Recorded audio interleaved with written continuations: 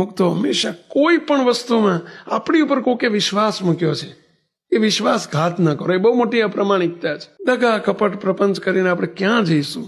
સ્વામી કે કદાચ આપણી જોડે 10,000 છે, 10,000માંથી 10 લાખ થયા, 10 કરોડ થયા, તોય તે કશું જોડે તો આવવાનું નથી. અને 4 રોટલીથી વધુ ખવાતું નથી. 4 રોટલીથી વધુ કઈ 10,000 વાળો 4 રોટલી ખાતો હોય, 10 લાખ વાળો 40 ખાતો હોય. એટલે ભાઈ તમે બધા 40 ખાવ છો? હા ભાઈ, ઉપરથી કોરી ખાય છે. 4 પહેલા ચોપડેલી ખાતા હોય, જ્યારે પૈસા ઓછા હોય ને ત્યારે ચોપડીને ખાતા હોય, ઘી ચોપડીને જમતા હોય. બોલો. અને જ્યારે ઝાઝા પૈસા થાય ને એટલે કોરી જમતા હોય, અને એથી ઝાઝા થાય ખાખરા જમતા હોય. સાચી વાત છે અભિલે? તો શું કરવા તારે? કોના માટે આ કરો છો?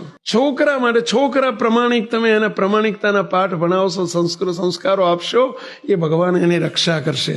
શું કરવા તમે એની ચિંતા કરો છો? છોકરા માટે.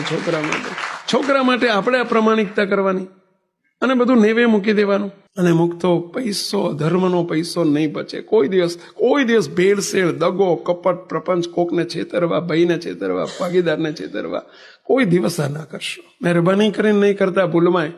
નહીં તો તમને તકલીફ આવશે.